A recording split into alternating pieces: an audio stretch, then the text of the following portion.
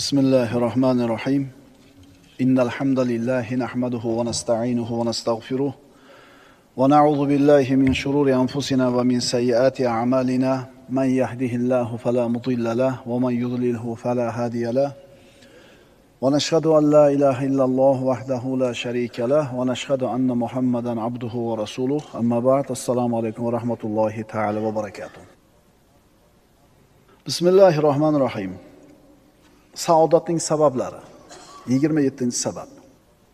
O'zingga kengligi yer va osmonchalik bo'lgan jannatni eslatgin.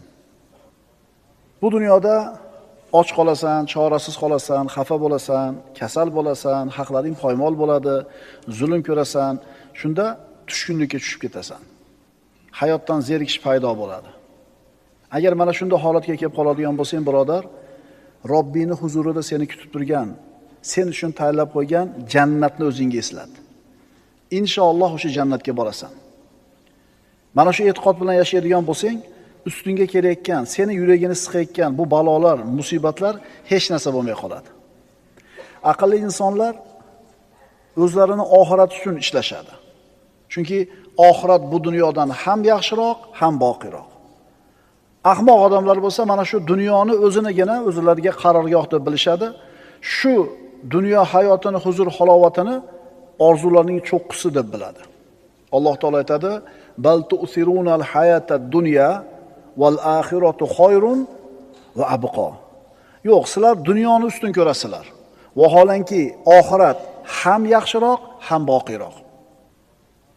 Birodar, dunyodan zerikkan bo'lsang, muammolardan to'ygan bo'lsang, ko'ngling sovib ketayotgan bo'lsa hayotdan, seni oxiratda kutib turgan jannatni eslat. Shunda bu musibatlarning hech narsa bo'lmay qoladi. Musibatga eng besabr odamlar kimlar bo'ladi? Ayni oxiratda unutganlar, oxiratdan umidi bo'lmaganlar. Chunki mana shu dunyoni ichida dunyoda o'ylashadi.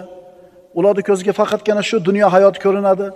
Undan boshqa narsani tasavvur qilisha olmaydi. Undan boshqa dunyo haqida fikr qilmaydi. Ular shu dunyoni o'zida huzur halovatni xohlaydi. Alloh azza va jalla yaratgan narsalar, mana siz bilan biz dunyoyimizda. Har bitta yaratgan narsani ziynati bor va shu narsaning orqasida maqsad bor. Har bitta yaratilgan narsani ziynati bor va maqsadi bor.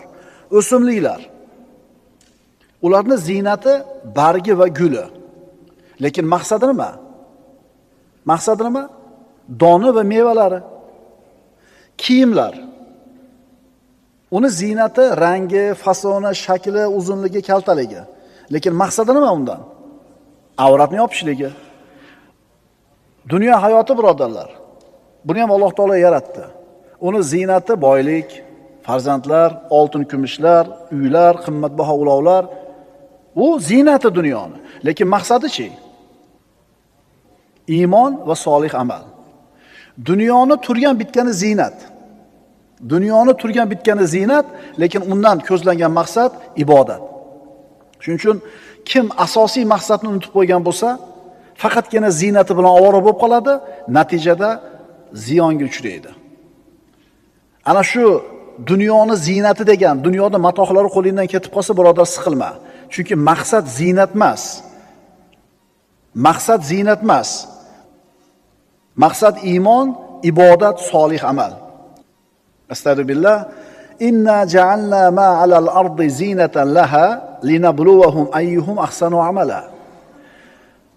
Sizlarning ichingizda qaysinilar chiroyliroq amal qilishlarini sinashlik uchun yerdagi bor narsani ziynat qilib qo'ydik. Dunyoni turgan bitgani ziynat.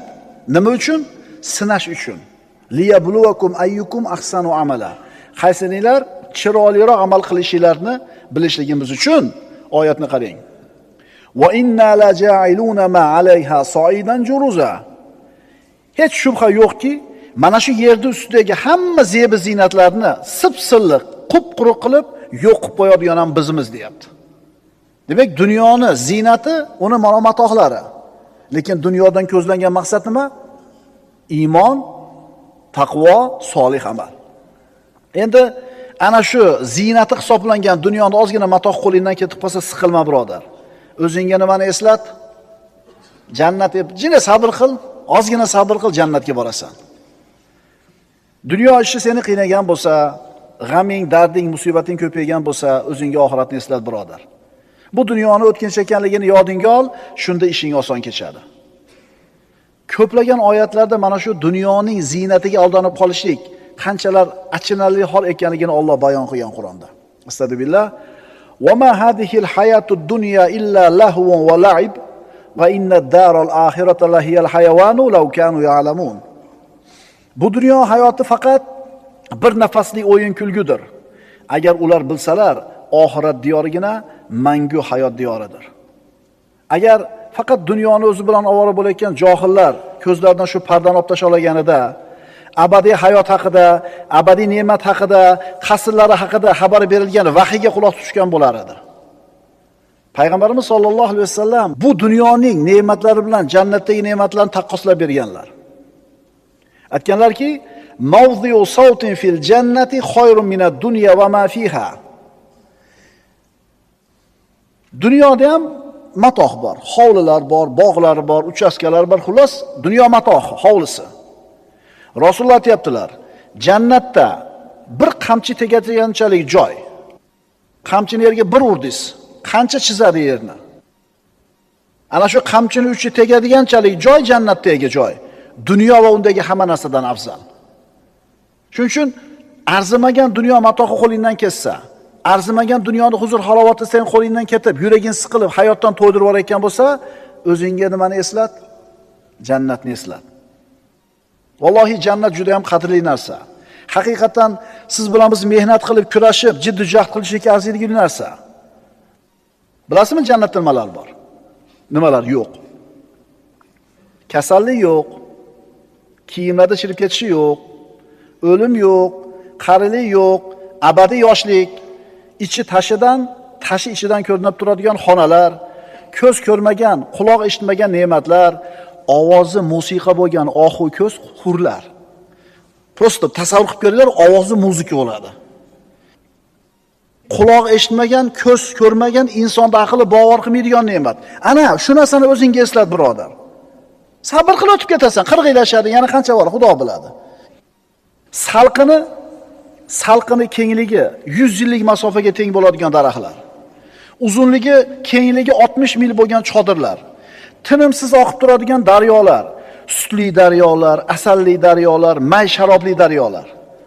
Baland qasrlar, mevalar yaqin bog'lar, ko'tarilgan so'rilar, tizib qo'yilgan qadahlar, terib qo'yilgan yostiqlar, to'shab qo'yilgan gilomlar, xursandchiligi mukammal bo'lgan joy, shodligi ulkan bo'lgan maskan, xushbo'y hidlari 500 yillik masofadan kelib turadigan joy, vasfi ulug', Allohning diydori ko'riladigan joy jannat. Mana shu narsani o'zingga eslat. Ozgina sabr qil, o'tib ketasan. Bizga nima bo'ldiki, ana shu oxirat diyori haqida fikr qilmay qo'yamiz? Bizga nima bo'ldiki, shu dunyoda arzimagan matohi bizni ko'nglimizni cho'ktirib tashlaydi. Birodar, hayotdan zerikkan bo'lsang, g'amlar to'yg'izgan bo'lsa, joningdan to'yib ketib dod deging kelayotgan bo'lsa, o'zingga jannatni eslat. Endi Alloh taoloning huzuridagi ne'matlar. Birodarlar, u ne'matlarning sanog'i yo'q, miqdorining chegarasi yo'q. Abadiy yoshlik, abadiy sog'lik, abadiy qasrlar, bog'lar nihoyasi yo'q. Rosa puling ko'paydi 60 ga kirganingda, 50 ga kirganingda. Hamma yo'g'ing bor, o'sha qarisan o'sha sen. Pakirishkani yangisini qo'yganing bilan ko'lsa o'tirgan, hadavoy to'kilgan, faralar xira, yog'yapti karobka, stuk bor motorda, 4 ta pakirishkani yangi qo'yganing bilan o'zing tugading-ku. Unga yo yetasan yo yetmaysan, lekin sen oxiratni o'ylaginda abadiy yosh bo'lasan. Erkaklar 33 yoshda bo'ladi erkaklar.